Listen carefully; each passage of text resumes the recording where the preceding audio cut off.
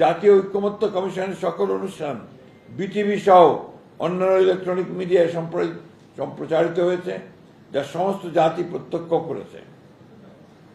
অতঃপর গত 17 অক্টোবর জাতীয় সংসদের দক্ষিণ প্লাজায় এক ঐতিহাসিক অনুষ্ঠানের মধ্য দিয়ে আমরা কেবলমাত্র আলোচনার মাধ্যমে প্রণীত সনদের অঙ্গীকারনামায় স্বাক্ষর করেছি, কিন্তু উক্ত দিন জুলাই সনদের চূড়ান্ত কপি আমাদের সামনে উপস্থাপন করা হয়নি।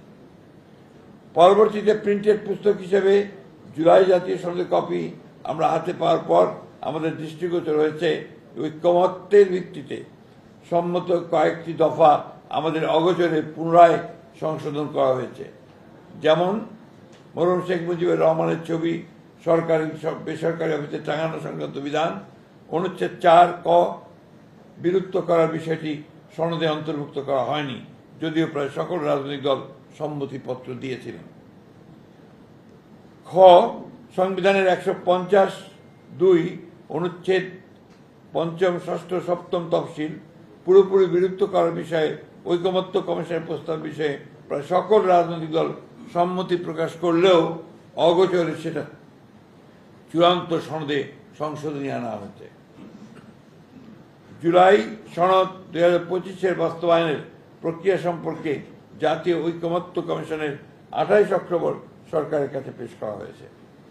প্রধান উপদেষ্টার কাছে প্রেরিত চিঠিতে জাতীয় ঐকমত্য কমিশনের সভাপতি হিসাবে মাননীয় প্রধান উপদেষ্টাও একজন দস্তখতকারী বটে।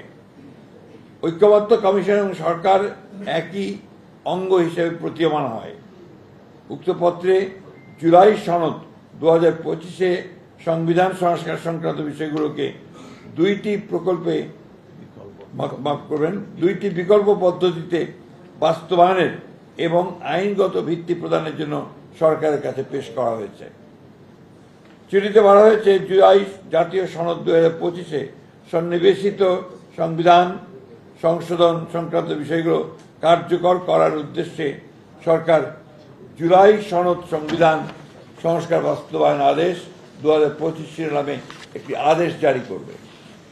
এরূপ প্রস্তাবিত আদেশের একটি খসড়া সংযুক্তি 2-এ সংযুক্তি 3-এ সংযোজিত করা হয়েছে। সরকারের এরকম আদেশ জারি করার এখতিয়ার নাই।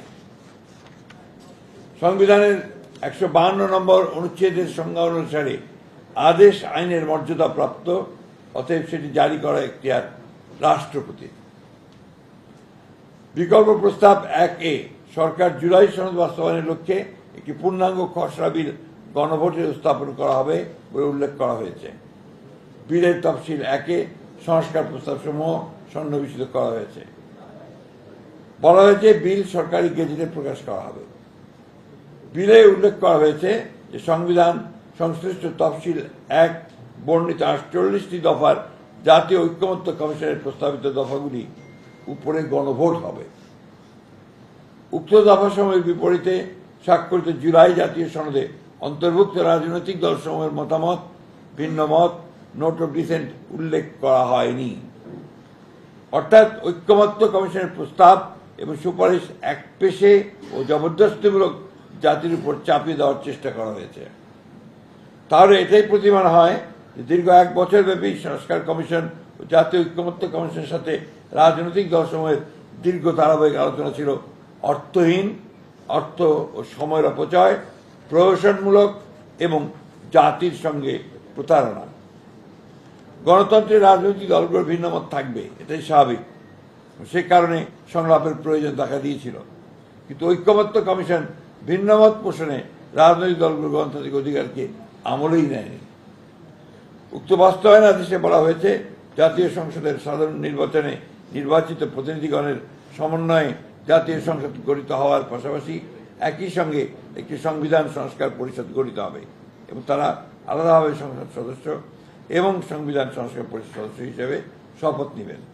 অর্থাৎ নির্বাচিত জাতীয় সংসদটি একই সঙ্গে সংবিধান সংস্কার পরিষদ হিসেবে অভিহিত হবে।